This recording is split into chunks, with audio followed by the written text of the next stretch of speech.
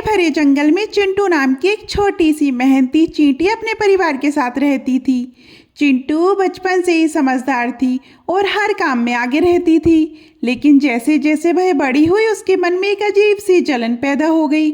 जब वह मोर को नाचते देखती तो कहती, देखो उसकी सुंदरता, सब उसकी तरफ देखते हैं, मेरी तरफ तो कोई भी नहीं देखता। तितली को उड़ते हुए देखती तो सोचती, काश मैं भी पंखों से उड़ सकती, मुझे तो जमीन पर ही रेंगते रहना पड़ता है।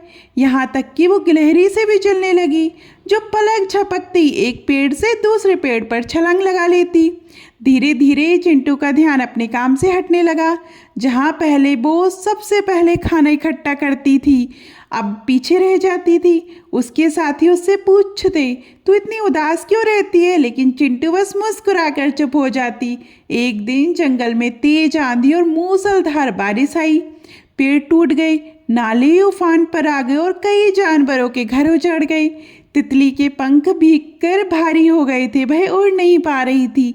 गिलहरी का पेड़ गिर गया था और वो कांपती हुई जमीन पर बैठी थी। मोर की रंगीन पूंछ गीली हो चुकी थी और वो अपने पंख भी नहीं फैला पा रहा था। जंगल में हाहाकार मच गया, लेकिन चींटियों की कॉलोनी पूरी तरह सुरक्षित थी। उन्होंने गहरी जमीन में सुरंगें बनाकर अपना घर मजबूत बना रखा था।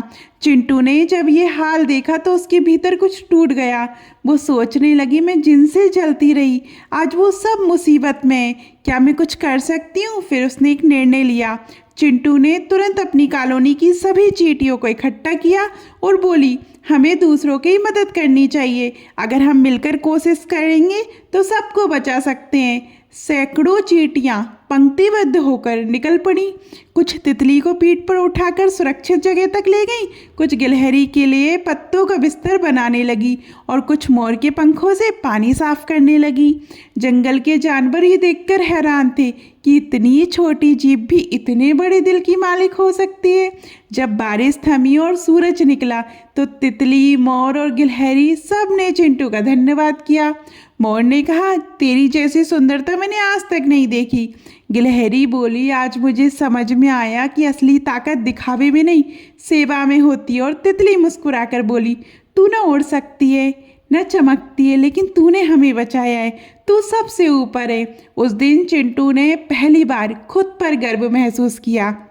उसने जाना कि वो जितनी दिखती है उससे कहीं ज़्यादा कीमती है। अब वह दूसरों से जलना छोड़ चुकी थी। वो जान चुकी थी कि हर जीव की अपनी भूमिका होती है और अगर हम अपनी ताकत को पहचानें तो हम दूसरों की ज़िंदगी बदल सकते हैं। दूसरों से जलन करना हमें कमज़ोर बनाता है, लेकिन जब हम अपने भीतर की खूबियों को समझते हैं और उनका इस्तेमाल दूसरों की मदद में करते हैं, तभी हम सच्चे अर्थों में खास बनते हैं। छोटा होना कमजोरी नहीं, जो बड़ा दिल रखता है वही असली बड़ा होता है।